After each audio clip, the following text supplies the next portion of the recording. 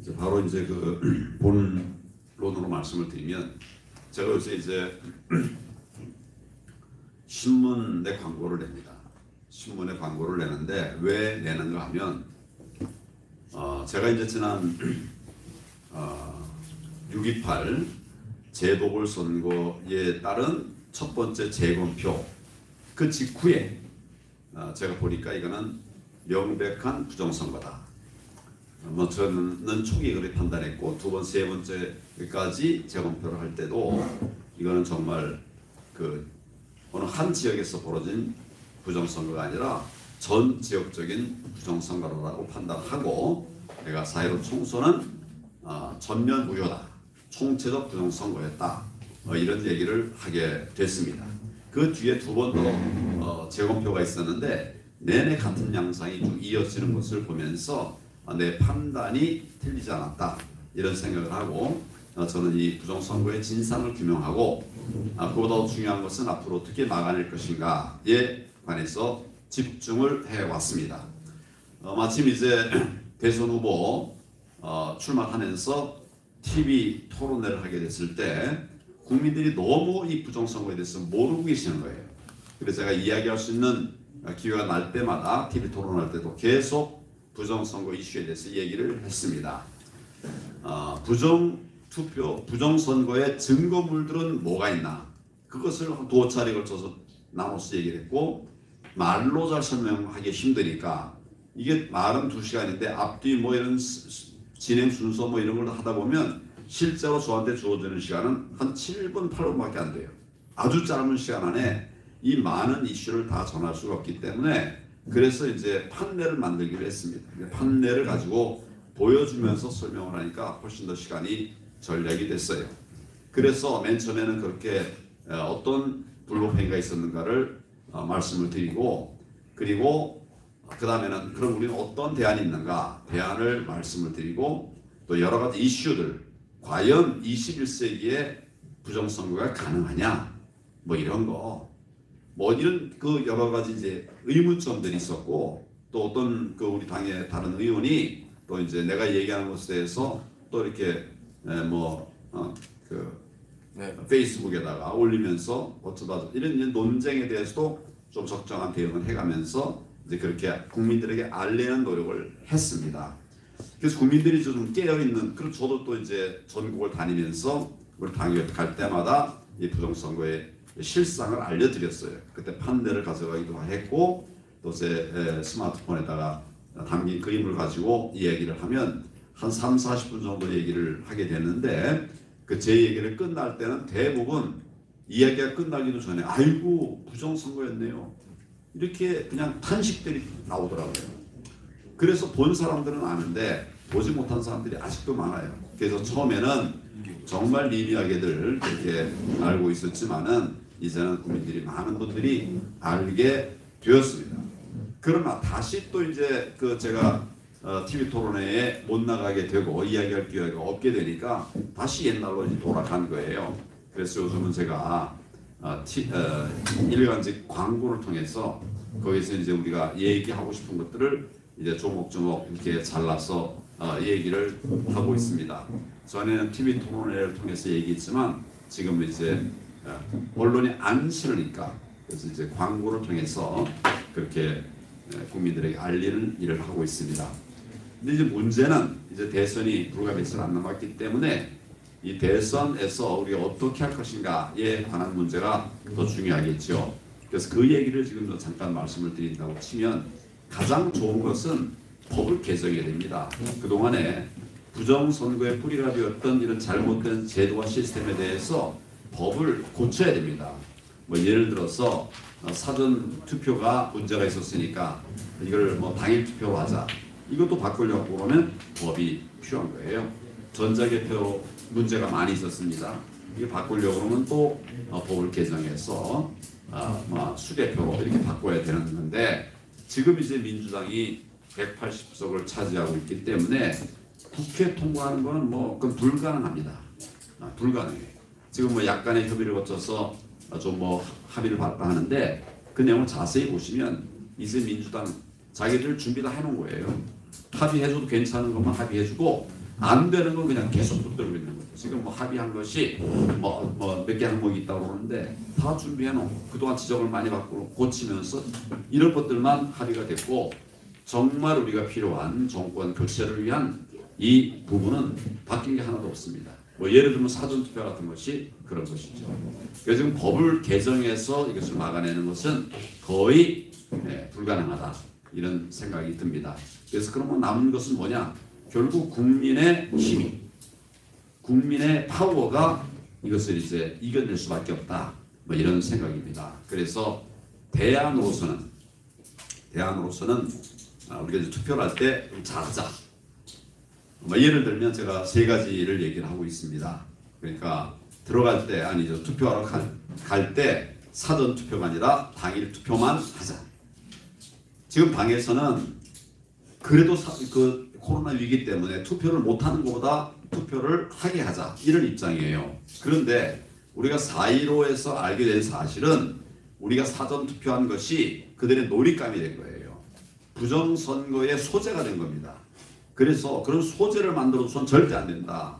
사전 투표 안 되고 힘들더라도 우리가 당일 투표에 전념을 해야 된다. 제가 그런 부득이한 이런 이야기를 하게 된 것입니다. 지난 4.15 총선에서 우리가 사실은 사전 투표를 많이 하자고 그랬어요. 저도 종로에서 사전 투표를 많이 하라고 그랬습니다. 연세 드신 분들이 그냥 그 힘든 몸을 끌고 가서 사전 투표를 많이 하셨어요. 그 뒤에 며칠 동안 다닐 때 제가 가서 얘기하면 아유 저는 사전 투표 했다고 이미 했다고 이렇게 말씀하시는 분들이 뭐 대다수가 그랬어요. 사실은 전에 갔을 때 제가 그 연세 드신 분들이 이야기를 잘 듣지 않습니까? 그랬는데 나중에 나온 거 보니까 뭐 영뚱딴지 같이 나온 거예요. 제가 직접 경험하는 거예요. 그러니까 종로 분들이 이해를 못해요. 아니 나도 했는데 왜 저렇게 적었냐. 결국은 이제 전체적으로 보면 이 사전투표지를 가지고 장난을 쳤단 말이죠.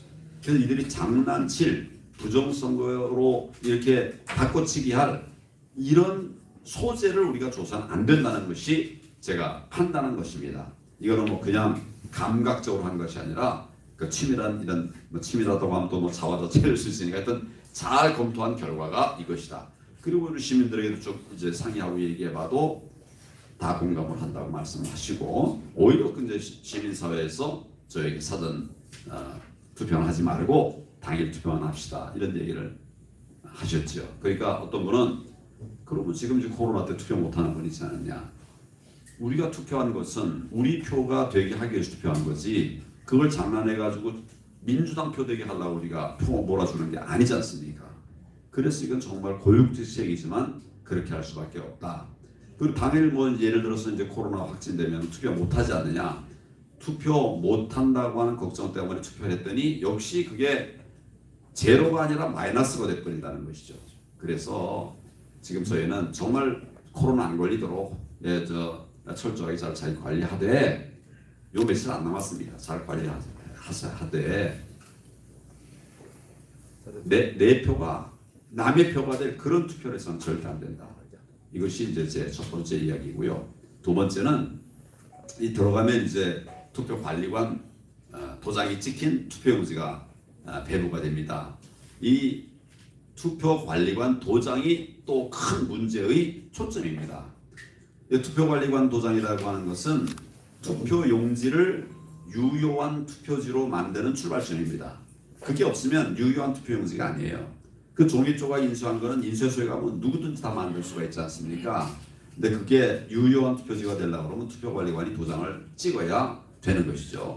그래서 이제 우리 들어가서 그 닫았을 때 이 투표관리관 도장이 지난 4.15 때 어떻게 사용됐는가 하면 법에는 다 실 거예요. 간단하게 말씀드리면 투표관리관 개인의 도장, 사인 개인의 도장을 찍게 되어 있습니다.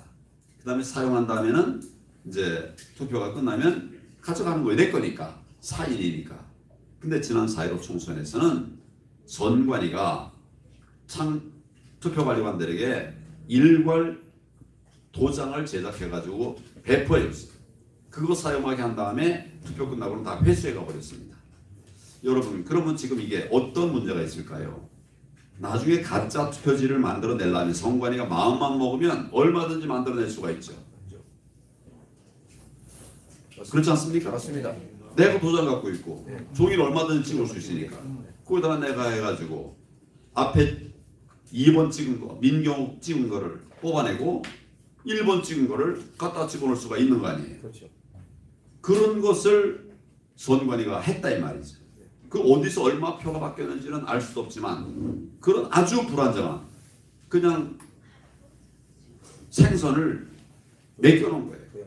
고양이한테.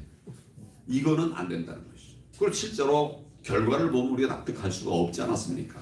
그러니까 이제는 투표관리관 개인 도장 법대로 개인 도장을 찍어야 됩니다. 근데 말 안 들을 거예요. 이런 때는 할 수 없이 싸울 수밖에 없어요. 법대로 해라. 그렇죠. 법에 좀 어떻게 돼 있냐. 나중에 투표장 가시기 전에 한번 뭐 제가 이렇게 자료를 좀 나눠드릴 생각도 있습니다만은 법 딱 규정 하나 해가지고 가서 당신 준 공무원 아니냐. 근데 이 법 여기 돼 있는 거를 왜 사인 개인 도장을 안 찍고 나 이상한 도장 찍어가지고 날도 투표하라고 하냐. 그게 다퉈야 돼. 그러면 이렇게 뭐 굳이 안 써도 되는데 좋은 말이라도 아니 법대로 해야 될 거 아니냐. 근데 뭐 어떻게 불법일지도 모르는 투표용지 어떻게 투표합니까? 하면 굉장히 힘들어져요. 할 말이 어디 있습니까? 법에 있는 걸 어기고 있으니까. 그래서 이렇게 해가지고 하고 그리고 영 안 들으면 경찰에 고발하고 최후의 수단을 쓸 수밖에 없어요. 예, 뭐 당장 조사를 할지 안 할지 모르지만 이런 것들이 그래서 제가 이제 우리 투표관리관들이 이제 될 수 있는 사람들 소속 기관들에게 공문을 다 보냈어요. 지난번 투표관리관 선거 사무원들이 이런 불법을 했다. 불법이다. 그래서 고발도 했다. 영등포 을에서는 선관위원장 또 선관위 관계자 그리고 투표관리관 전원을 다 고발했습니다. 그런 모델을 저희 홈페이지에 올려놨습니다. 다른 지역에서도 몇 군데 고발한 곳이 있어요. 그렇게 될 수 있다. 그러니까 제대로 법대로 해라. 이렇게 계속 얘기하고 그렇게 이제 하는 거죠. 그래서 두 번째가 투표관리관 도장을 확인해라 하는 것이고요. 그 세 번째는 이제 전자개표가 문제 아닙니까? 그래서 투표할 때 좀 힘들어도 이제 기표소에 들어가서 이거를 가로 2번, 세로 2번, 가로 2번 적은 다음에 펴서 이제 잘 이렇게 펴서 내가 원하는 사람을 찍고 그 다음에 아까 이제 접었던 거 다시 이렇게 펼쳐서 집어넣으면 그러면 이것을 전자개표기에 돌리다 보면 이게 전자개표기가 좀 작동되기가 어려운 측면이 있어요. 그러면 결국 하다 안 되면 수개표로 돌릴 수밖에 없지요. 개표 시간에서 마감 시간 다가오니까 그렇게 할 수밖에 없죠. 제가 말씀드린 거는 고육지책입니다. 고육지책. 이 정부가 법대로 원칙대로 안 하니까 할 수 없이 우리 이렇게 하는 거예요. 제가 세 가지를 그동안 계속 말씀드렸는데 한 가지를 더 말씀드리면 이제 얼마 있으면 투표인 유권자 명부가 공개가 됩니다. 그러면 조금 스스로 여러분 인터넷에 들어가서 우리 아버지, 돌아가신 우리 아버지, 돌아가신 우리 어머니, 혹시 또 돌아가신 우리 할머니 그 유권자 명부에 없나 한번 보십시오. 지난번에 영등포 을에서만 기네스북에 올라있는 117세 할머니보다 나이 많은 분들이 14분 있었어요. 여러분 이거 왜 만들었을까요? 왜 만들었을까요? 돌아가신 분은 투표하지 않을 테니까 그 사람 이름으로 투표한 거예요. 걸릴 리가 없잖아요. 근데 이거를 이제 우리 그 참여하시는 분들이 전수 소팅을 다 했어요. 다 해가지고 이걸 해보니까 제일 나이 많은 게 134세가 나와요. 나중에 파주에서는 140 몇 살 나왔더라고요. 이게 뭐냐면 표를 집어넣은 겁니다. 추가로 집어넣은 거예요. 이걸 막으려면 그러면 전자개표 하지 않게 이렇게 이제 막아내는 그 증표가 되지 않게 그렇게 하려면 아까 말씀드린 것처럼 한번 이렇게 우리 돌아가신 아버지, 할머니 선거인명 왜 있나 없나 그걸 하나 더 보십시오. 오늘 이 얘기는 아마 다른 데서 제가 얘기를 안 했었었는데 이제 다 날짜가 아마 얼마 안 남았을 거예요. 그러니까 발표가 되면 한번 보십시오. 이런 자세한 얘기를 이제 했습니다만은 이제 더 중요한 것은 그러면 이런 부정선거를 막는 일을 누가 할 거냐? 결국 대한민국을 사랑하는 애국자들이 할 수밖에 없습니다. 그래서 부정선거를 막을 수 있는 공간들을 제가 쭉 좀 조사를 하고 있어요. 그거 다 했습니다. 다 했는데 이제 출발점은 뭐냐면 요새 이제 전국에 만들어져 있는 182개의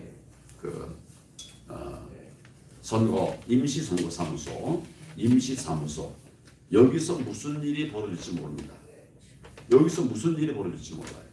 그래서 이 임시사무소부터 감시를 하자. 물 셀 틈 없이 감시를 하자. 어렵고 힘들지만 그렇게 안 하면 우리 자유대한민국 지키기 어려워질 수 있다.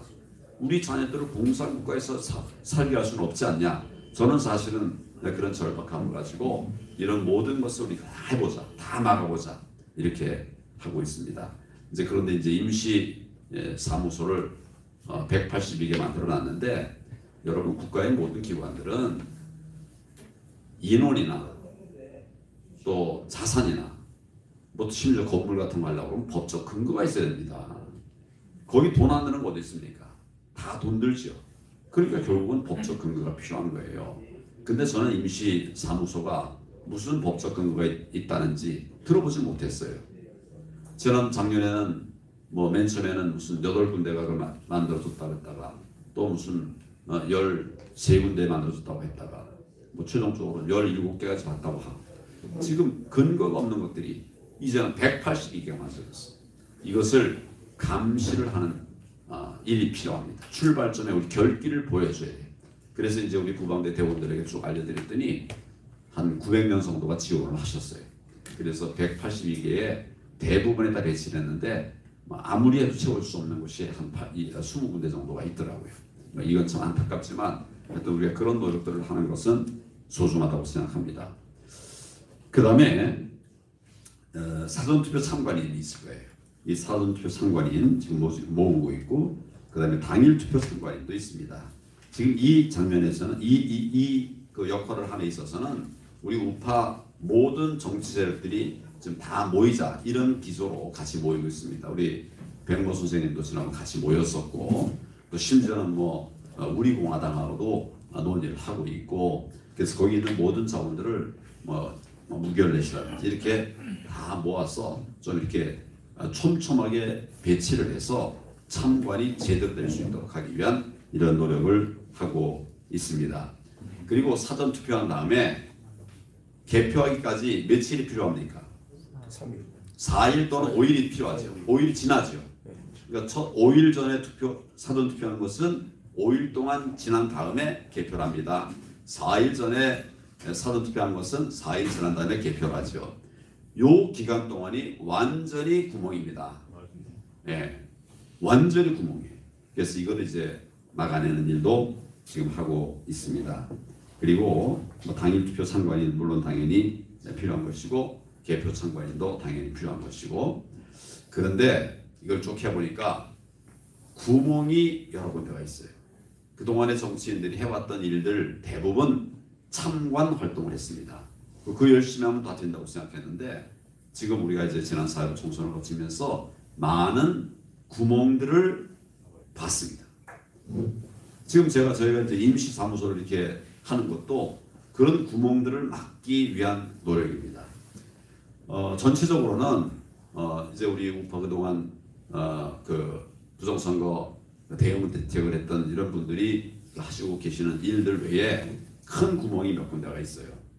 첫째는 아까 말씀드린 대로 사전투표 보관소 이게 거의 구멍입니다. 관심을 갖고 있는 분들이 일부 움직이고 있는데 어디서 구멍이 뚫릴지 모르니까 총선은 국회의원의 문제지만 대선은 후보 한 명 아닙니까? 어디서 뚫어도 되는 거예요. 네, 그러니까 지금 정말 그때하고는 상황이 다른 엄중한 상황이기 때문에 투표함, 사전 투표함의 보관 장소 이거 이제 막아내야 되는데 우리 지금 인력이 모자랍니다. 여기가 또 채워야 되고, 그 다음에 두 번째는 호남 지역이 공백입니다. 제가 부방대를 만들어서 전국에서 쭉 다 모았는데 호남 전체 모인 게 뭐 17,000명 모였어요. 18,000명 가까이 이렇게 모였는데, 그래서 이제 그 지역을 다 보니까 호남 지역은 다 합해 보니까 한 200명 정도 되더라고요.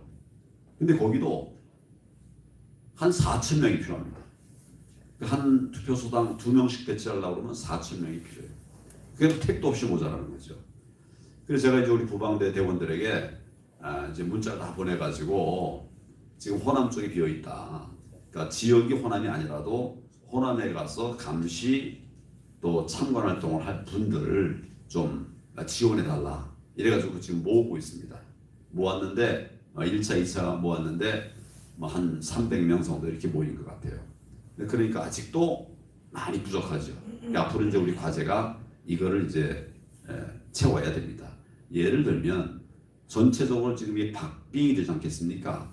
근데 호남에서 호남 얘기하면 좀 그렇지만 특정 지역에서 이게 확 몰표가 한 200만 표가 넘어간다든지 만 이렇게 되면 결과 뻔하지 않습니까? 이것도 사실은 막아야 되는 것이 우리의 과제고, 세 번째는 증표가 있었습니다. 증표.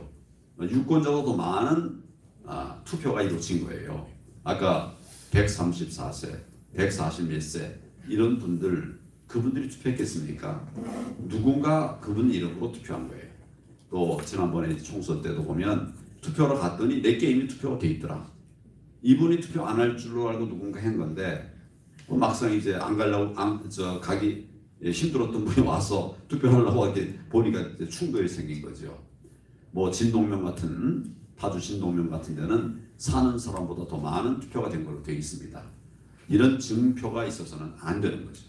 우리가 이제 몇 번 선거해 보니까 제가 창원 성산 재보궐선거를 이제 지휘하면서 했는데 창원 성산의 보궐선거가 우리 후보가 개표 처음부터 거의 마지막까지 계속 10% 가까이 우리가 이기고 있었어요. 많을 때는 13%까지 올라갔었습니다. 계속 그러다가 98% 개표된 뒤에 투표함 2개 남았을 때 갑자기 정전이 왔다는 거예요. 그 진행이 안 돼요. 그 한 30분 기다렸습니다. 근데 그 다음에 다시 이제 개표를 했는데 내내 우리가 10% 올라가고 있던 그 지지율이 그 2개 합열 때 이렇게 가다가 쑥 해가지고 508표 저쪽이 이겼어요. 참, 짐작 다 하시지 않습니까? 이런 일이 이제 없게 하려면 우리가 전수조사를 해요. 투표자 숫자 전수조사를 해야 됩니다. 그동안도 우리가 이런 일을 한 그런 지역이 있었어요. 근데 지역적 차원에서 해서는 안 되고 우리 전체 유권자들이 몇 표를 투표했나를 전국적으로 조사를 해서 선관위가 발표하는 거나 거의 비슷하게 발표를 계속해 나가는 것이죠. 만약 초반에 이런 차이가 많이 생기면 우리가 정확하게 했는데도 문제가 많이 생기면 이거는 대본에 들고 일어나야 되죠. 이거는 뭐 이제 앞으로 어떻게 될지 모르는 거니까. 근데 대부분은 아마 후반부에 일어날 거예요. 그러니까 계속 집요하게 보다가 마지막에 우리는 221만 표인데 저게 222만 표가 되더니 그 다음에 223만 표가 되고 230만 표가 되고 이러면 이제 이거는 부정선거가 작동이 되기 시작했다는 거죠. 그러니까 우리가 그런 소위 실제로 투표한 사람들을 정말 꼼꼼히 세서 전에도 한 것이 귀하지만 그거 가지고 안 됐으니 좀 더 철저하게 계수를 해서 이걸 가지고서 부정선거를 막아내고, 만에 하나 부정선거가 있으면 바로 그때 우리가 말 그대로 정말 혁명이죠. 그래서라도 막아내는 이런 것이 필요하게 되었습니다. 그래서 여기에는 많은 인력이 필요합니다. 많이 도와주시고요. 그 다음에 재원도 필요합니다. 그 돈도 정말 많이 필요해요. 이를테면 그제 149대 사전투표소에 가서 사람 배치해가지고 이거 촬영하고 그럴 때 어떤 분은 내 카메라 사양이 떨어진대요. 근데 그걸 사줄 수는 없습니다. 그리고 뭐 그렇죠. 그러니까 제가 사실 이제 호남 쪽에 사람 모을 때는 좀 지원해달라. 숙박비는 도와드리겠다. 그렇게 약속까지 했어요. 그때는 이제 한 30% 정도는 나는 그냥 가기는 어렵고 그 숙박비를 도와주신다면 하겠다. 이런 분들이 있어요. 이런 것도 사실은 이제는 우리가 도와드려야 돼요. 네, 도와서 좀 오기가 불편하지 않게 뭐 이런 재원 많이 들어요. 저희 부방대에 들어오는 돈은 단 1원도 저는 안 씁니다. 지금 요새 신문 광고 내고 이러는 거 돈 많이 듭니다. 그렇지만 하여튼 이런 것들이 우리 정권 교체를 이뤄내는 큰 모멘텀이 된다고 생각해서 제가 여러분께 두 가지 당부를 드립니다. 우리의 약점 세 군데가 있어요. 보관함. 저는 지금 사실은 우리 목사님들이 각 교회에 있는 선관위 그걸 좀 다 해주셨으면 좋겠어요. 촘촘하게. 250개밖에 안 됩니다. 교회들이 한 10개씩 모여서 그 지역에 그거 막아주시면 좋겠어요. 오늘 저는 꼭 그걸 당부를 드립니다. 호남 좀 많이 우리 지금 뭐 세상 사람을라고 얘기했으면 그러니다마는 지금 다 자기 생각이고 내 유익만 생각하지 나라 생각하고 뭐 우리 생각하는 이게 많이 너무 약해졌어요. 근데 그나마 남아있는 게 교회 아닙니까? 호남 가기 많이 힘듭니다. 사실은 굉장히 힘들어요. 그러니까 다들 지원을 못하는 거예요. 보통 같았으면 17만 중에 아마 17,000 중에 아마 상당한 범위 많이 왔을 건데 이게 몇백 명밖에 안 된다는 건 힘들다는 거거든요. 그런 곳을 우리 크리스천들이 감당을 해야 됩니다. 그래서 뭐 이건 뭐 호남 사람만 가라 이럴 필요 없어요. 뭐 전부 다 뜻 있는 사람들 같이 가서 호남을 도와주고 또 지키고 감시하자. 이렇게 되면 저는 그 4,000명 지금 이제 한 3,000명 정도 필요하죠. 이거 채울 수 있다고 생각을 합니다. 그 다음에 이제 그 투표인들을 전수조사하는 거 이것도 정말 지난한 일이에요. 없는 일이에요. 이걸 체계적으로 그동안 해오지는 못했습니다만은 여기 또 많은 사람이 필요한데 우리 목사님들, 장로님들, 권사님들 교회에 좀 이렇게 우리 교인들에게 알려서 숫자 좀 늘려달라. 부방대에 가입을 해 주시면 좋습니다. 백모에 가입해도 좋고요. 국토원에 가입해도 좋아요. 그래서 거기 하면 다 사람이 모여지는 거니까 그래서 우리 인터넷에 보면 그냥 부방대 치면 들어올 수가 있거든요. 들어보면 근데 요즘 또 저 홈페이지에 약간 좀 에러가 있다고 그러긴 하는데 어쨌거나 들어올 수 있습니다. 그래서 다 모이면 빈 곳들 다른 분들 하겠다고 하는 거는 저는 사실은 그건 하라고 그 뭐 그냥 단순 감시 활동은 뭐 돈 받을 수가 없어요. 참관하면 얼마씩 준다고 그러더라고요. 지금 근데 그 몇만 원 그것 때문에 우리가 할 일 놓치고 구멍 삼기기 위해서는 안 된다고 생각하고 저는 이런 면에서는 대한민국 국민들 특히 우리 크리스천들 믿습니다. 그래서 여러분들 많이 좀 여러 관점에 있어서 필요한 부분들을 좀 챙겨주시면 대단히 고맙겠습니다. 감사합니다.